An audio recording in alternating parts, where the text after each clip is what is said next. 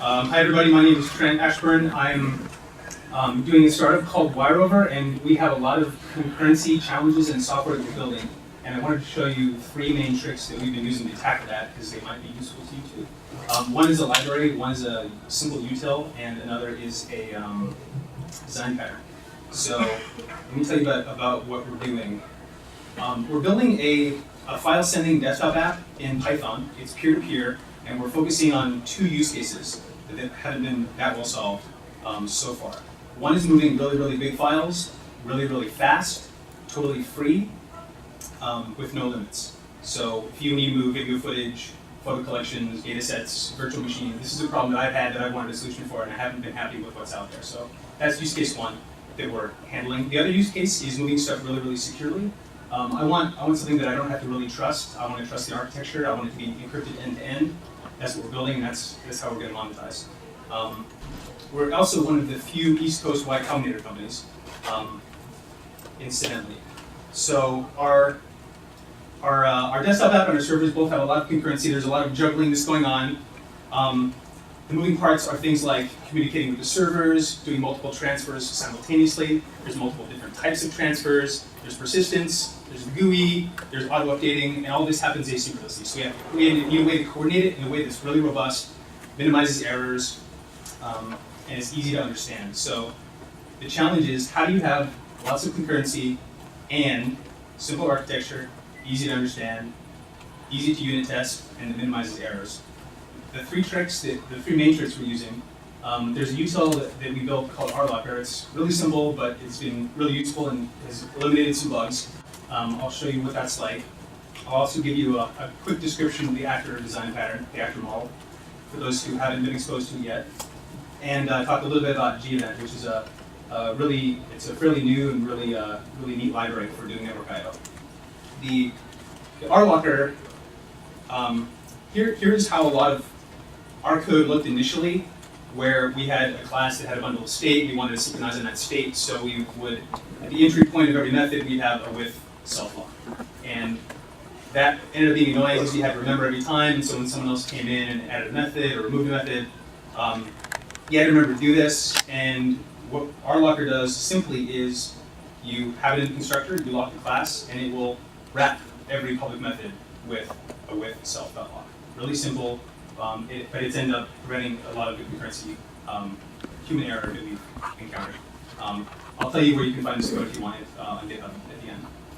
The second is the actor model. Now the actor, the actor model has been popularized and is used widely in Erlang and Go and Akka, the Scala Java library. And it is an actor. You can think of it like a bundle of state that you want it modified via message passing. So it's think of it like an event loop that reads messages one at a time from a mailbox, and only an actor can modify itself. So actors communicate with each other via messages, and you don't even have to think about concurrency. You just have, if you architect some subsections of your code with actors, and you do message passing, you don't even think about concurrency, and it essentially synchronizes on the state. We use these in particular for longer running tasks. Our particular implementation is one thread per actor, which doesn't scale hugely. We don't need to scale, which is fine. The implementation is simple, but there's other implementations. You can certainly invent your own. But again, you're welcome to look at our code at the end to use as a basis if you want to implement your own actors. What else? Oh, there's a couple other neat things that you get with this.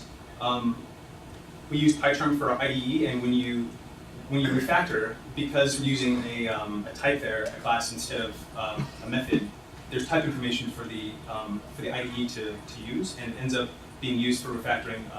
We've had a lot more successful refactors than we've done with just methods in and of itself.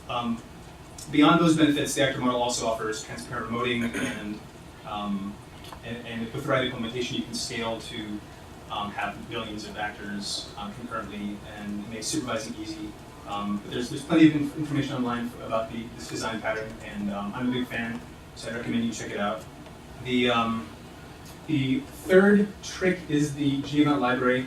It's and everyone has their favorites. There's lots of good network I/O libraries out there. We started with this one, and we really like it so far. It's a non-blocking library that uses greenlets and coroutines. And the two main things that it offers are it's really performant because it's non-blocking, and you have really low code complexity because you write code as if it's synchronous, which is really easy to follow. You don't have callback spaghetti, so it's easy to follow. And it also is single-threaded, so you don't have to lock state, which is really nice.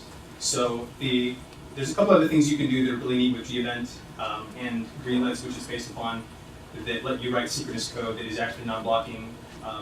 It writes, you can use their locks and queues and events as well, but again, there's stuff online. I just wanted to mention it because we're using it and very happy with it so far. So those are the concurrency tricks we're using. If you want the code, it's at GitHub/Ashburn.